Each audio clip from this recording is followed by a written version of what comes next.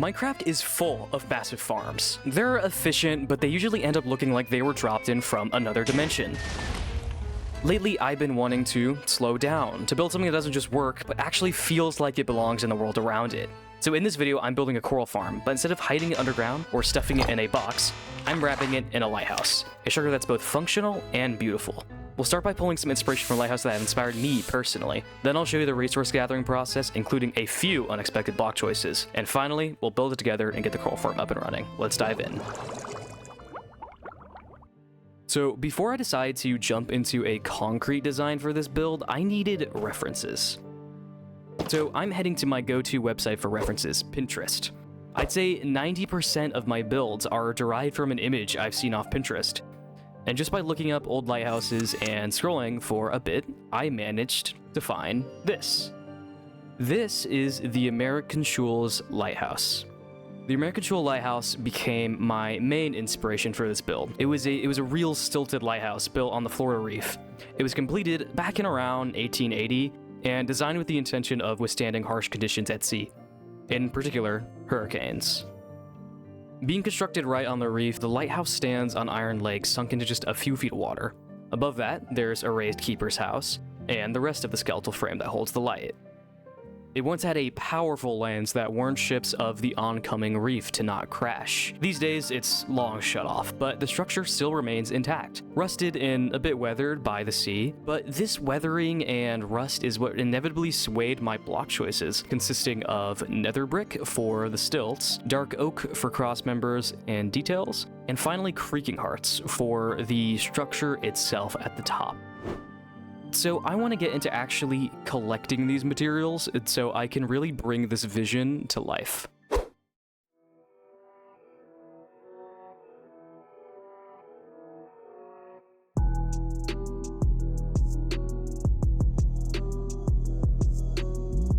So first things first, I had to head to a nether fortress, since for a change I wanted to mine nether brick in bulk from the structure itself, for the walls I'll be needing on the stilts of the lighthouse.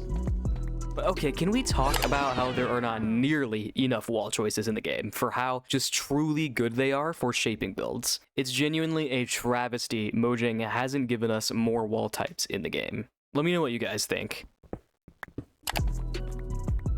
After my nether brick outing, I took a flight over to my local dark oak forest for two things mainly. One, dark oak, which I mentioned previously, but also for some mushroom stem, a block I have used repeatedly in most of my builds. You know, I don't think I ever realized it, but mushroom stem might be one of my favorite blocks. Finally, for one of my stranger, more bizarre block choices, I went to a pale oak forest for creaking hearts, which, after recording this, I learned they're actually craftable. For some reason, this just completely flew over my head, and I wish I would have known this way earlier, because I would have been actually using them all over the place. Okay, I'm back at the base here, but sadly, I can't really build the farm here, since to grow coral, I have to bone meal water in a tropical ocean.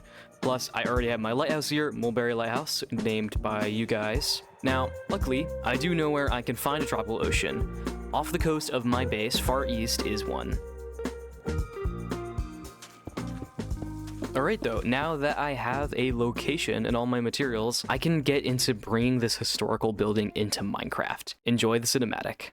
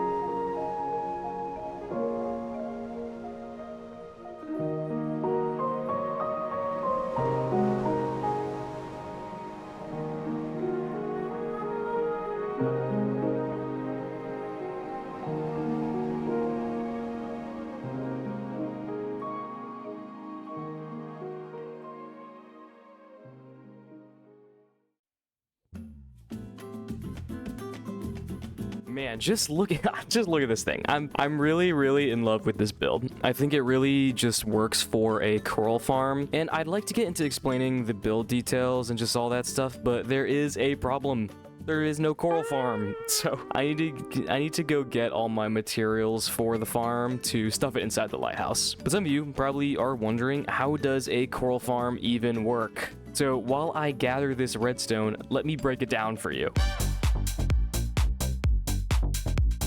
No, not that kind of break it down. Okay, so a coral farm relies on a few things.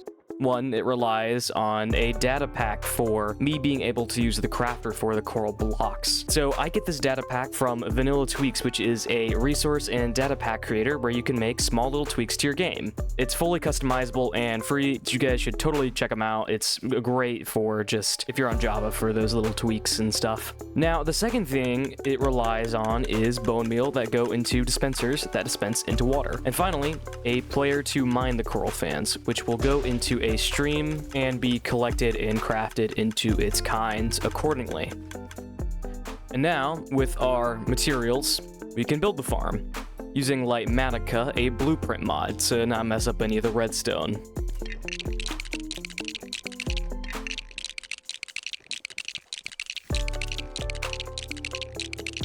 Alright, now that we have this done here, I can sort of, talk about the actual build itself, because I really want to talk about it for a little while, just build tricks I've done and things like that. I always kind of do that at towards the end of my video, is talk about all the little tricks and things I've done with it. Now, this is definitely a strange build just because it's so off of where my original base is, but unfortunately, I have to do that due to the coral farm. But I think it looks kind of nice out here. I don't know. I think it works a lot. I've used a lot of fence gates here. Let me get a better angle, because the fence gates are meant to be, those cross-like pattern, or those cross members that are in the stilts. Let me see if I can get a better vantage point of this. Not really. I'm trying to get an angle where I can see the actual cross pattern. You can see it a little bit there, but it's just to sort of give that effect. And I've got TNT and terracotta, which I have used for the American flag there, which I've used on my other lighthouse area too, the house next to my other lighthouse. I've tried using some banners for once here for the windows themselves, just because those angles are kind of hard, and also I wanted to get that cross pattern. I think it's kind of neat. I don't know if I like it a ton. Like, I think it works, but I don't know. I could maybe find a better option, but it was kind of fun to experiment with it. I've used the mushroom stem is in that middle column there, where they would go up these stairs to the top of the light. I've used the creaking hearts and like soul sand and stuff up there to just have that interesting, tone change with the colors, try and make it a little bit interesting. This is definitely not one of my most unique, interesting builds texturing wise. I think the shape is where it shines mostly. And to really get that curve shape that's really smooth, I've used a lot of glass between walls, since if you don't know, walls can kind of be connected through glass, or just like trapdoors or things like that to help it stick out a little bit. So essentially, it's like a little bit of a way of using the debug stick in, survival. But other than that, there's not a lot of crazy details. I did put a lightning rod at the top just in case I could get some cool shots of lightning striking it. I think I'll do that for the outro shot. And I've added, there's the pulley systems there. I think those were to raise boats up or something. Or just to raise cargo up onto the level where they could access any, goods they might need, I guess, for the keeper's house and things like that.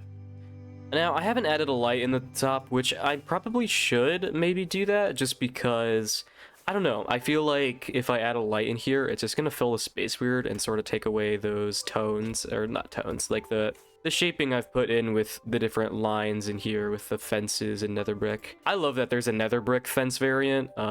Wait, why did I not use that here? Okay, I think I'm like a big dumb idiot. I should have used...